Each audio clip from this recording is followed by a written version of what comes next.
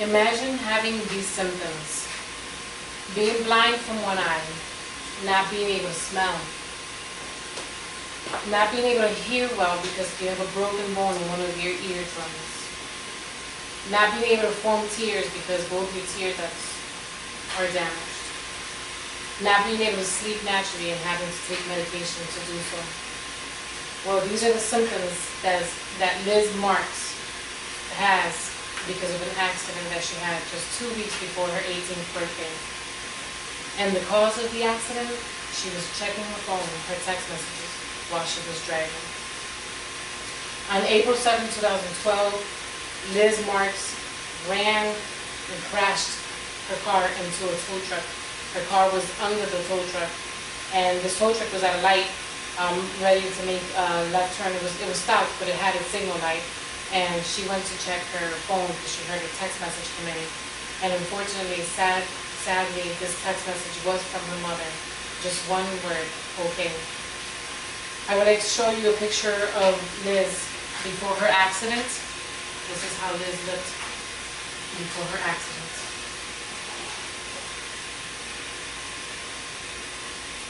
I want to show you the car the day of the accident.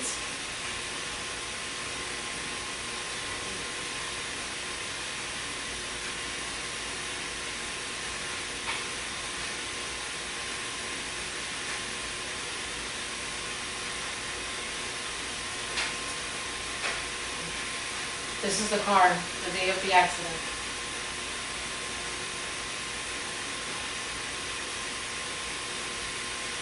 And that's how she looked the day of the accident. And you saw how she looks now. This is Liz. And her life has forever changed. Liz admits that she didn't think that this could ever happen to her. After all, she's done it plenty of other times where she texted and drove and used her phone. She never thought that it could happen to her. But it did. And I can guess that many of us have at one point or another used our phone while driving, either to make a call or text, or we know others who have. Well, the story of Liz Mark can very easily be any one of us. I admit that in the past I've used my cell phone, but because of stories like this and articles that I've read, and I've disciplined myself not to text, not to use my phone, not to text and drive. And today I also want to persuade you to discipline yourself and to always encourage others not to text and drive, not to use your phone. I want to tell you about the dangers of texting and driving, tell you why it is dangerous, what makes it dangerous, and give you a few suggestions on what you can do to avoid using your phone while you're driving. First, let's look at the problem that we face in our society today. Cell phone usage has increased over the years. You know, there was a point in time where cell phones didn't exist. Now they exist, and more people use it. Smartphones, they use it for GPS, they use it for many things.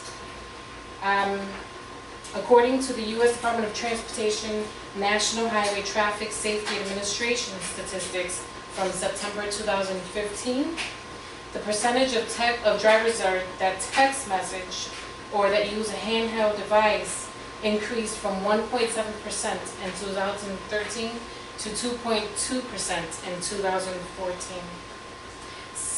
And for many years now, it's been observed that the main group that is using their phones to text and drive are from 16 to 24 years of age. According to the National Occupant Protection News Survey, at any moment during the day in America, more than 660,000 drivers are texting while they're driving. So if you think about it, on any normal day while you're driving to work or you're driving to school, there are 660,000 people driving all across America who are on their phone. They can get into an accident, or they can cause others to get into an accident. So obviously we see that this is a huge problem that affects our society. Texting while driving has caused many accidents and also deaths. According to an article on Huffington Post, in 2013, there were 341,000 accidents that were involved because of texting and driving. The National Safety Council reports that cell phone use while driving leads to 1.6 million crashes each year, and that causes 500,000 injuries and takes 6,000 lives every day. And this was found on EdgarSnyder.com.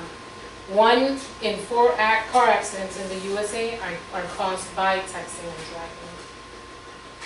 According to the Virginia Tech Transportation Institute, texting and while driving is 6 times more likely to cause a car crash than driving while drunk. According to an article about safety, a children's medical center reports that texting while driving is now the leading cause of death for teenagers, exceeding the number of deaths caused by drunk driving. So, we can see that texting and driving causes many more accidents and fatalities than even drunk driving. That's how dangerous it is. More than 3,000 teens die each year in crashes caused by texting and driving. Between 2005 and 2012, the number of drunk driving fatalities per person decreased 28%, while between 2005 and 2008 alone, the number of fatalities caused by people who were texting and driving increased by 28%. So we ask, what makes texting while driving so dangerous?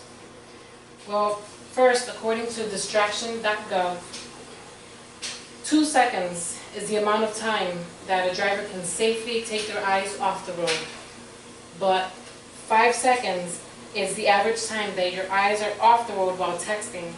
And if you're traveling at 55 miles per hour, this is enough time to cover the length of an entire football field blindfolded.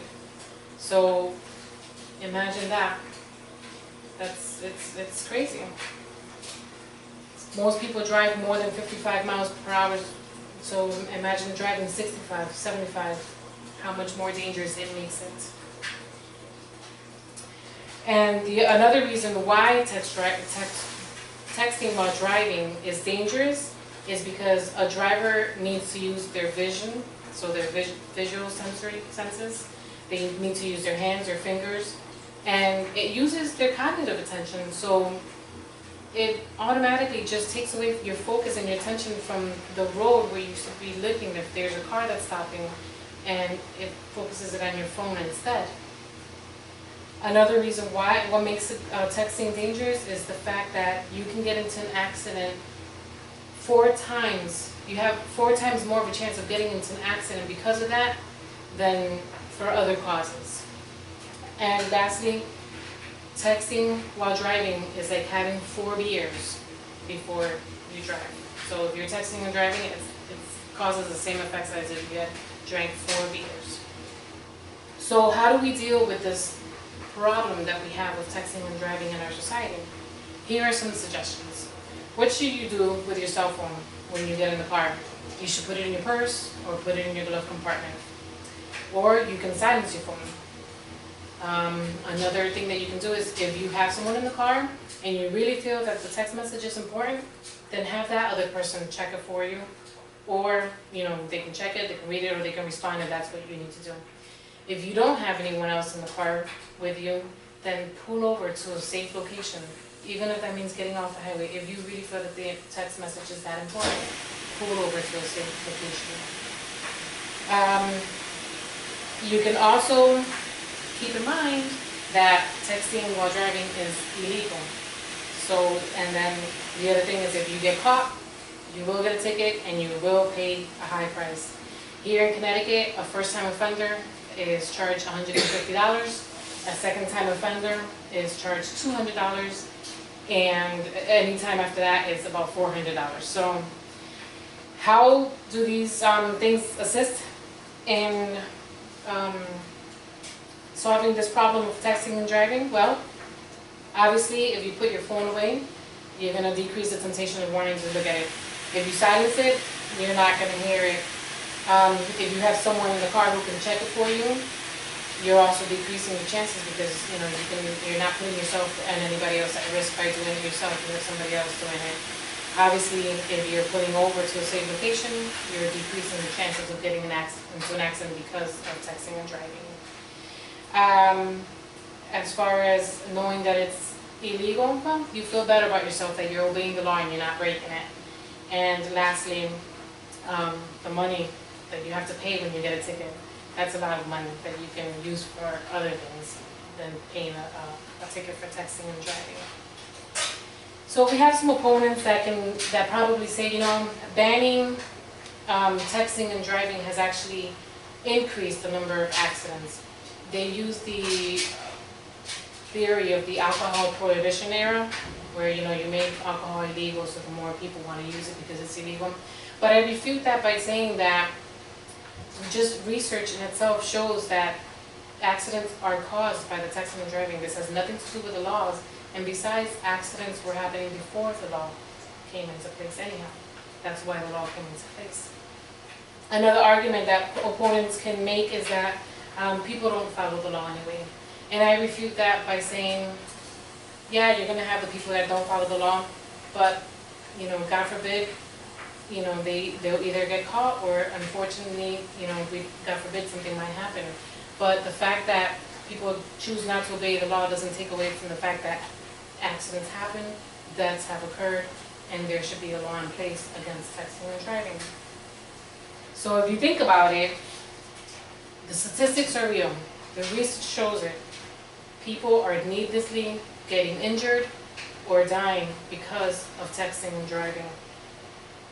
This, God forbid, can happen to you. It can happen to a loved one.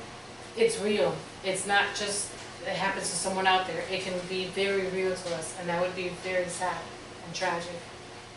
And not texting and driving is the right thing to do. It's to obey the law, to keep yourself and others safe. So you see, texting and driving is a very dangerous thing to do. In conclusion, I'd like to remind you that the increase of cell phone use while driving is a major nationwide problem that we have. Many people every day, every year are killed, are injured because of this. I'd like to remind you the story of Liz Mark. There's countless of stories of like Liz and her mother. They're spreading the word, and that's another way, that's another thing that we can do, spread the word, make people aware of stories like this, of the dangers of texting and driving, because spreading them the word and making them aware, it makes it that much more real to them. Like, wow, this can happen to me, God forbid. And to finish, I would like to leave you with this short clip that pretty much wraps it all up for us.